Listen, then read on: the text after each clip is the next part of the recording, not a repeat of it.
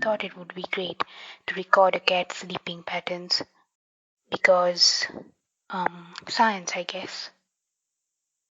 It was either that or the snoring patterns of hamsters, but we didn't have the budget for hamsters. Neither do we have a machine that detects the snoring pattern of said hamster. Here we see the cat in its natural habitat, sleeping away. Should we dare wake it up?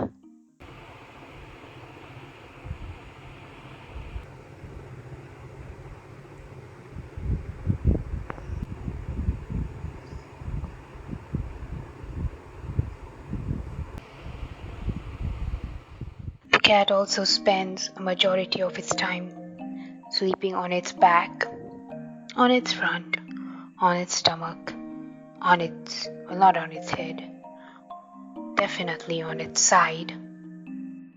On an average, the cat sleeps about slightly more than my dog.